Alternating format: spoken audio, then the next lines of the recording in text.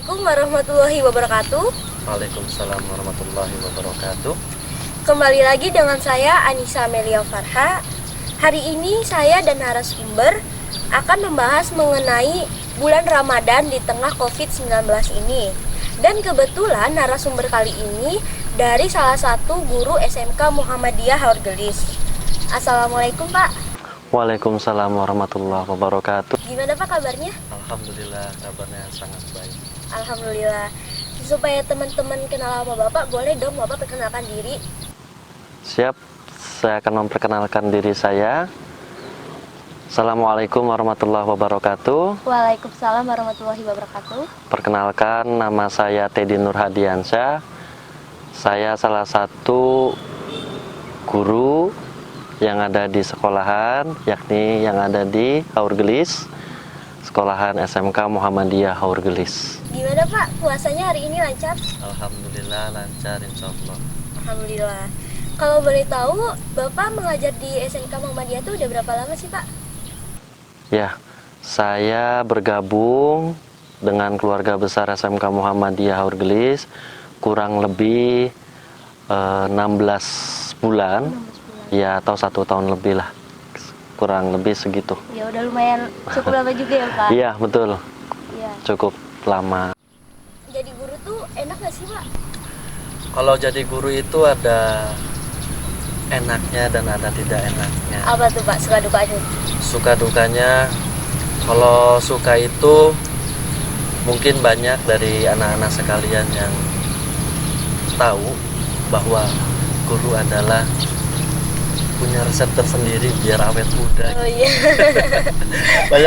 banyak anak-anak di luar sana ketika muridnya telah lulus, gurunya itu tetap berumur seperti Anak tetap muridnya. iya segitu, malah muridnya yang iya gitu ya. Jadi sukanya mungkin seperti itu, terus bisa berkumpul dengan anak-anak tercinta, lalu banyak sih sukanya, tapi dukanya juga pasti ada. Ya, apa tuh Pak Salah satu dukanya itu ketika kurang berhasil dalam mendidik anak. Iya Pak. Yang pasti dalam segi sifat dan akhlaknya mungkin seperti itu. Kalau lihat di sekolahan mungkin bisa terlihat lebih baik, tapi di luar sekolahan itu merupakan ya istilahnya tanggung jawab dari orang tua, tapi akhlaknya tidak dipakai seperti yang di sekolah. Jadi cuma di sekolah aja ya, Kelihatannya miris seperti itu. Harapan Bapak nih sebagai guru di SMK Muhammadiyah ini apa sih Pak buat anak muridnya gitu? Kalau menurut saya, harapan saya sebagai orang tua, pengganti orang tua yang ada di rumah, yaitu ada di sekolah, saya adalah sebagai orang tua, harapan saya sangat besar terhadap anak-anak, yaitu menjadi seseorang yang bisa bermanfaat bagi orang lain. Salah satunya itu juga mempunyai akhlak yang telah Nabi ajarkan, seperti sidik, tablik, amanah, fatonah, seperti itu. Iya Pak, mudah-mudahan aja ya Pak. Amin ya robbal alamin, itu harapan saya. Amin, mudah-mudahan. Dan iya, bisa berguna bagi lingkungan sekitar, orang tua, karena kebanyakan dari anak-anak itu biasanya meremehkan ya pengorbanan orang tua, sehingga bila disuruh ya itu biasanya mengatakan ya, apalagi kita di era 4.0 itu banyak permainan yang menipu. Contohnya kayak gimana Pak? Era digital dengan game itu lebih mengutamakan game daripada menghormati orang tua ketika disuruh seperti itu ya. Bapak emang kalau boleh tahu kalau di sekolah ngajar pelajaran apa Pak? Saya sendiri diamanahi oleh sekolah itu, saya sebagai guru pendidikan agama Islam, tapi saya masih junior karena di sini juga insya Allah banyak guru-guru yang handal terhadap basicnya, terutama di sini juga saya bersyukur bisa bekerja sama dengan Abi Rosid salah satunya. Iya. Beliau adalah seorang yang tanggung jawab dan penuh dedikasi, sehingga beliau juga menjadi salah satu pengurus sebagai ketua DKM di Masjid Al Furqon. Lalu saya juga senang bisa bergabung dengan Ustadz Bagus di sini. Ada Ustadz Bagus, beliau adalah salah satu pengurus juga, dan beliau masya Allah dengan karakter dan akhlaknya yang begitu luar biasa. Ya, seperti itu. Ya, Bapak mengajar di kelas berapa nih, Pak? Saya alhamdulillah mengajar di kelas 11, dari mulai kelas 11 TKRO 1 sampai TKRO 4, lalu ada multimedia. Saya juga mengajar di asisten keperawatan. Berarti aku nanti kalau udah kelas 11 diajarin sama Bapak dong. Insya Allah nanti sesuai dengan kurikulum dan kinerja yang telah diamanahkan seperti apa nanti di tahun ajaran baru. Ya, mudah-mudahan aja nanti Bapak. Amin. Alhamdulillah. Oke, mungkin segitu dulu ya Pak pertanyaannya. Siap. Oke, mungkin segitu dulu pertanyaannya. Nanti kita bakalan lanjut lagi. Sekarang kita break dulu.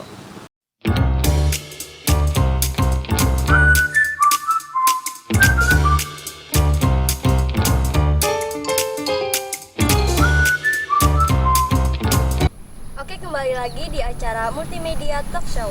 Kita lanjut lagi ya Pak pertanyaannya. Siap. Oke. Nih Pak, kan Siap. sekarang itu kan kalau biasanya guru itu mengajar di depan kelas atau maksudnya di depan muridnya gitu Pak, Iya. secara bertatap muka. Betul. Nah, karena ini kan di Indonesia bahkan di dunia sedang terkena musibah, yaitu menghadapi pandemi virus corona COVID-19. Betul. Nah, kalau boleh tahu cara belajarnya kayak gimana sih Pak? Baik, cara belajar untuk anak-anak yang berada di sekolah di SMK Muhammadiyah Haurgelis, yaitu dengan sistem daring. Ya, yang biasa kita kenal itu, atau dengan online. Biasanya pengumpulannya itu bisa berupa via WhatsApp, bisa berupa via email, bisa berupa juga dengan Google Classroom. Sesuai juga dengan putusan Mas Menteri, yakni Bapak Nadiem Makarim juga mempunyai terobosan-terobosan yang sangat luar biasa terhadap pendidikan yang berada di negara kita, khususnya di sekolah tercinta kita, SMK Muhammadiyah Haurgelis. Walaupun dengan suasana kayak gini tetap belajar ya Pak? Betul, harus belajar. Kita tidak mengenal lelah untuk belajar. Iya, jangan pernah mengenal dan lelah untuk belajar. Bahkan anak-anak itu sudah kangen untuk masuk sekolah. Jujur, banyak yang laporan dan WA kepada saya, Pak, masuk kapan, masuk kapan. Tapi kami belum bisa menentukan karena pandemik ini yang masih belum tentu kapan untuk bisa selesai. Seperti itu. Kalau Bapak sendiri sih pengen cepat-cepat ngajar lagi apa masih pengen tetap di rumah nih Pak? Oh jelas, kalau saya enggak. Kalau saya tetap maunya belajar, bertemu dengan anak-anakku, karena kurang lebih kita sudah 3 bulan ya. Iya. 3 bulan kita tidak bertemu dan berkumpul bersama, belajar tatap muka dengan belajar online. Itu belajar online pasti punya kelemahan tersendiri. Iya. Di lingkungan sekolah kita itu lebih bisa mendidik karakter anak dengan cara langsung tatap muka ketimbang online seperti itu. Iya benar. Iya. Sudah? Sudah. Selanjutnya Pak. Baik. Nah, apalagi kan pandemi ini menyerang Indonesia udah cukup lama ya Pak. Betul. Udah sampai nggak kehitung sampai kapan gitu Pak. Dan pada saat ini umat muslim kan menjalankan puasa. Betul. Terus taraweh, Ramadan di tengah pandemi ini. Dan bagaimana cara kita agar tetap bisa melaksanakan amalan di bulan Ramadan. Sekarang ini kan kita sudah di penghujung bulan Ramadan Pak. Besok kan kita udah mulai merayakan Idul Fitri. Biasanya dan pastinya kita sebagai umat muslim melaksanakan sholat Idul Fitri. Tetapi sekarang seperti yang kita tahu saat ini bahwa masjid-masjid banyak yang ditutup ya Pak, udah mulai ditutup karena kebijakan dari pemerintah. Bagaimana tanggapan Bapak dengan hal ini? Baik, yang pertama bagaimana amalan kita Ya. di bulan Ramadan yang memasuki hari terakhir mungkin ya, hari terakhir. Terus amalan sebelumnya kita yang terkena dampak pandemik sangat berbeda dari tahun-tahun sebelumnya. Iya benar banget. Ya, betul seperti itu ya. Amalannya kita tetap, kita itu mesti atiullah wa atiur rasul wa ulil amri minkum. Artinya kita itu harus taat terhadap Allah yang pasti. Bagaimana taat terhadap Allah di suasana pandemik ini?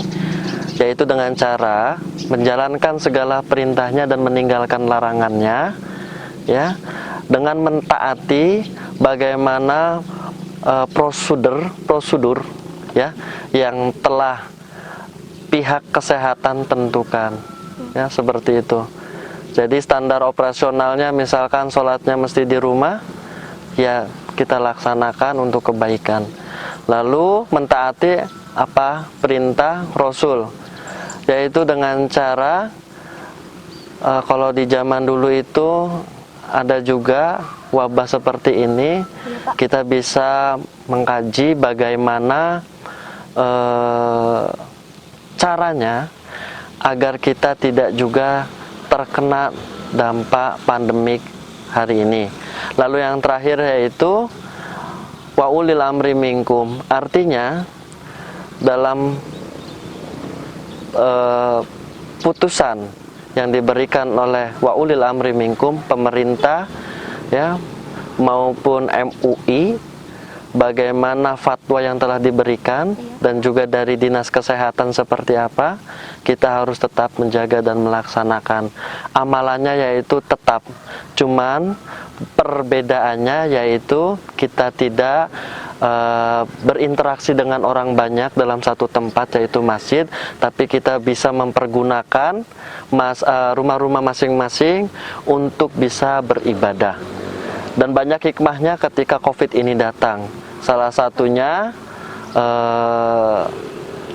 orang tua kita lebih ada waktu dengan kita bersama, ya, baik acara berbuka puasa, lalu sholat taraweh, dan juga diinstruksikan bahwasanya kepala keluarga bisa menjadi imam masing-masing di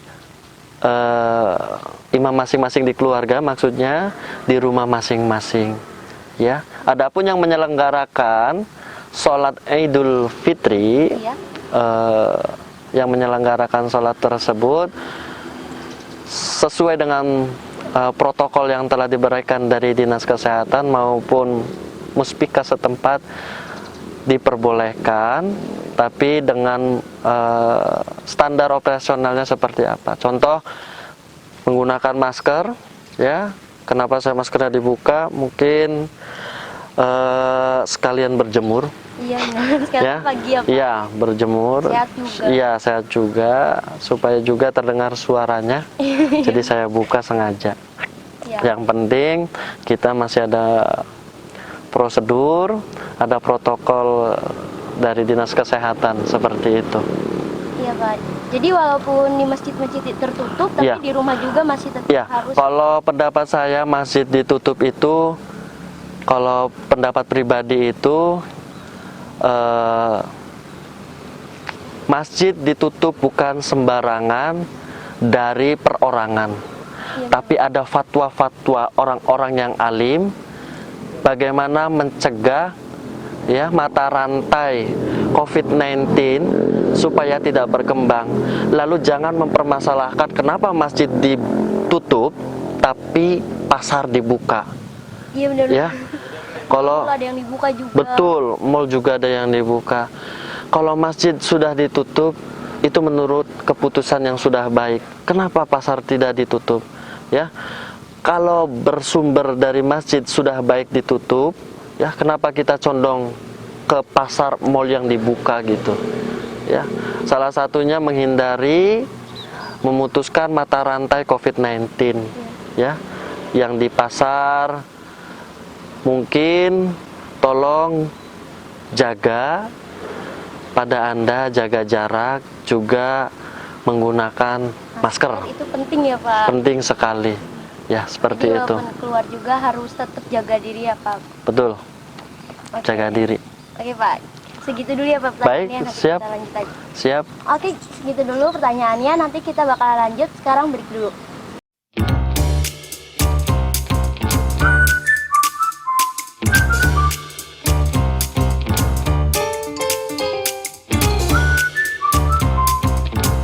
Oke, kembali lagi di acara Multimedia Talk Show. Kita lanjut lagi ya Pak, pertanyaan selanjutnya. Baik. Ya Pak. Sekarang ini kan kalau Lebaran identiknya biasanya sama mudik nih ya Pak. Iya. Kalau Bapak sendiri sekarang mau mudik nggak nih Pak? Oh, baik. Alhamdulillah, saya warga asli dari Haurgelis. Alhamdulillah. Jadi tidak mudik kemana-mana. Seperti itu. Seperti yang kita ketahui ya Pak, banyak orang yang memaksa untuk mudik, tidak menghindarkan peraturan pemerintah, dan bahkan di berita-berita pusat pembelanjaan juga penuh dengan konsumen. Nah, seperti yang tidak takut dengan situasi yang sekarang ini tuh Pak, Ya. gimana pendapat Bapak dengan melihat situasi yang sekarang ini? Kalau dilihat dari pribadi, bahwasanya kita ini seseorang yang memiliki akal, dan juga kita ini sebagai bangsa yang harus lebih dewasa dalam menangani pandemik COVID-19 ini, yaitu dengan cara apa? Pemerintah, baik langsung dari pemerintah, baik langsung dari tim medis, maupun langsung dari tim MUI tersendiri, menganjurkan agar tetap berada di rumah, tidak mudik. Ya, itu salah satu dasarnya, tidak mudik, karena dikhawatirkan ketika yang mudik itu berada di kawasan zona merah, beliau terlihat sehat, pas pulang sampai rumah bertemu dengan keluarga, sanak saudara, bisa cenderung nanti menularkan COVID-19. Ya, oleh karena itu dimohon kepada rekan-rekan agar tetap berada di rumah masing-masing dan tidak mudik. Kalau kita lihat ya, tim medis itu sangat luar biasa. Kalau kalian sayang dengan keluarga, ya, kalau kita lihat dari tim medis, banyak para pahlawan yang berguguran akibat ulah-ulah kita tersendiri. Salah satu contohnya tadi, ketika pasar dibuka, ketika mal dibuka, kita tetap menentang bagaimana tim medis yang bekerja keras sehingga mempertaruhkan nyawanya, baik dokter, bidan, perawat dari mana-mana berkumpul menjadi satu di rumah sakit yang ada di situ untuk membantu proses penanganan kesehatan COVID-19 tersendiri. Oleh karena itu, ketika kalian, rekan-rekan semuanya, sayang dengan saudara-saudara kita, sayang dengan keluarga kita, maka tolong tetap indahkan perintah yang telah dianjurkan oleh pemerintah. Seperti itu. Oh, ya, Pak. Dari pertanyaan dari awal sampai sekarang ini, simpulannya jadi gimana Pak? Baik, kalau menurut kesimpulan yang pertama, ya, Ramadan ini adalah Ramadan yang berbeda. Ramadan ini adalah Ramadan yang istimewa. Bukankah kita ditugaskan untuk dalam Ramadan ini tetap walaupun ada pandemik? Dikatakan dalam surat Al-Baqarah, ya ayyuhallazina amanu kutiba alaikumusiyam kama kutiba alal ladzina min qablikum la'allakum tattaqun. Dan ayat yang terus membahas tentang puasa. Walaupun di tengah-tengah pandemik ini kita tetap saum, ya. Dianjurkan bagi orang-orang, ya, yang beriman agar tetap bisa menjadi orang yang tattaqun, orang yang bertakwa. Bila mana tidak bisa menjalankan saum, Iya. itu bisa ada keringanan seperti itu. Ya, baik membayar fidyah maupun mengganti saumnya setelah Ramadan, diberikan keringanan.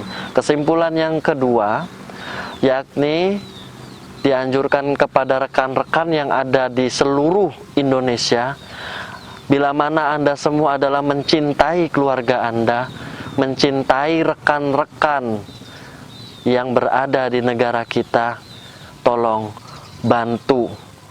Para tim medis juga adalah manusia. Anda itu semuanya manusia. Sedikit saja memiliki rasa kemanusiaan. Bagaimana sulitnya tim medis untuk membantu rekan-rekan kita yang sedang terdampak COVID-19 tersebut. Dan yang terakhir adalah bagaimana kita lebih dewasa untuk menanggapi masjid-masjid yang ditutup. Bagaimana menanggapi pasar-pasar atau mal-mal yang masih dibuka. Kita adalah bangsa yang taat, atiullah wa atiur rasul wa ulil amri minkum. Taat terhadap Allah, taat terhadap Rasul, dan yang sekarang kita adalah harus taat terhadap pemerintah. Pemerintah sudah berjuang keras untuk penanganan COVID-19 sekarang ini. Seperti itu. Udah, Pak. Sudah? Menurut Bapak, apa pelajaran yang kita dapat ambil dalam situasi seperti ini? Baik, pelajaran yang bisa kita ambil pada situasi ini adalah di bulan Ramadan, sebentar lagi kita akan menghadapi bulan Syawal. Banyak pelajaran yang kita dapat. Salah satunya adalah tetap harus bersabar. Banyak orang-orang yang soleh, orang yang alim, bahkan Nabi sekalipun, ya, pernah yang namanya di masa karantina. Salah satunya adalah Nabi Yunus, ya, ketika yang berada di dalam perut ikan, Iya. ya, beliau tetap istiqomah di dalam perut ikan. Sehingga apa dampaknya? Setelah hal itu terjadi, berbuah manis, ya, banyak umatnya yang sekarang memeluk agama Islam. Juga kita lihat Nabi Muhammad SAW, ya, bagaimana beliau itu dikarantina selama 40 hari di Gua Hiro, ya. Lalu apa? Beliau mendapatkan wahyu turun, surat yang pertama, surat Al-Alaq, ya. Lalu dampaknya apa? Setelah 40 hari tersebut berdampak dan berbuah manis, yakni beliau adalah salah satu Rasul dan Nabi yang membawa risalah untuk menjadi cahaya seluruh alam semesta ini. Iya, Pak. Baik, seperti itu. Udah, Pak. Ya. Oke. Ada ini nggak, Pak, saran untuk kita semua tuh untuk menjalankan, ya, seperti di tengah pandemi ini tuh, yang sekarang, situasi sekarang ini? Baik. Mungkin ada sedikit pesan dan saran. Ya. Salah satunya adalah seperti tadi yang sudah saya utarakan, tetap berada di rumah masing-masing, tidak berkerumun, tidak berinteraksi dengan orang banyak. Selagi pemerintah berjuang keras, selagi tim medis berjuang keras, kenapa kita tidak berjuang? Padahal cuman berdiam diri di rumah, tidak untuk berinteraksi dengan orang banyak, itu sudah merupakan berjuang. Kalau saja 2 bulan terakhir ke belakang kita kuat untuk menahan, tidak keluar, tidak berkerumun, tidak berinteraksi dengan orang banyak, tapi kenapa yang nanti kita akan menghadapi 1 Syawal, kita tidak melihat ke belakang bagaimana kita sudah berjuang pula selama 2 bulan di karantina, seperti itu. Iya, Pak. Ya. Oke, mungkin makasih ya, Pak, udah menyempatkan waktunya untuk datang ke sini. Siap. Oke, mungkin segitu pertanyaannya. Baik, Dan oke, terima kasih juga buat teman-teman yang sudah menyaksikan video ini. Dan selamat siang. Terima kasih. Assalamualaikum warahmatullahi wabarakatuh. Waalaikumsalam warahmatullahi wabarakatuh.